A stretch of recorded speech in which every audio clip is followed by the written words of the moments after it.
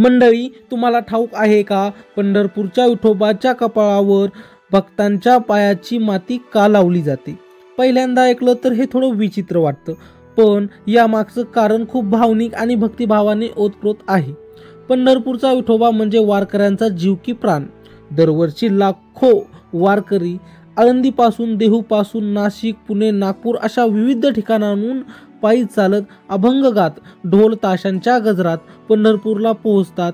या वारी दरम्यान त्यांच्या पायाला धूळ लागते, चिखल लागतो, पण ही धूळ साधी धूळ नसते. ही धूळ म्हणजे भक्तीची साक्ष. म्हणूनच ती धूळ विठोबाच्या कपाळावर लावली जाते. या मागचा संदेश अगदी स्पष्ट आहे. देव स्वतःला मोठं मानत नाही, तर भक्तांना मोठं मानतो. भक्तांच्या चरणातील मातीला तो मुकुटासारखं मानतो. या मागे एक सुंदर तत्वज्ञान आहे. संत तुकाराम महाराज म्हणतात, भक्त मोठा की देव मोठा? तर देव म्हणतो भक्त मोठा.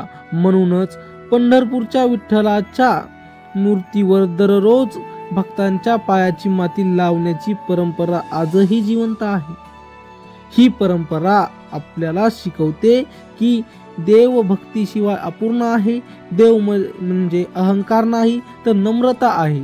देवाला स्वतःला मुकुट नकोय, त्याला भक्ताच्या चरणातील मातीच मुकुट आहे.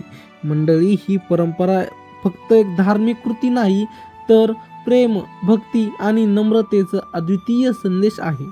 म्हणूनच वारकरी जेव्हा विठोबाला भेटतात, तेव्हा त्यांना वाटतं आम्ही देवाचे नाही, तर देवच आमचे आहेत. म्हणूनच म्हणतात, विठोबाच्या कपाळावर भक्तांच्या पायाची माती हीच खरी अलंकार आहे. तर मंडळी, भक्त मोठा की देव मोठा? विठोबाचं उत्तर कायम एकच आहे, भक्त मोठा. तर मित्रांनो, हा छोटासा व्हिडिओ कसा वाटला कमेंटमध्ये नक्की सांगा आणि आमच्या असेच नवीन व्हिडिओ पाहण्यासाठी चॅनलला सबस्क्राईब नक्की करा. भेटूया पुढच्या व्हिडिओमध्ये. तोपर्यंत धन्यवाद.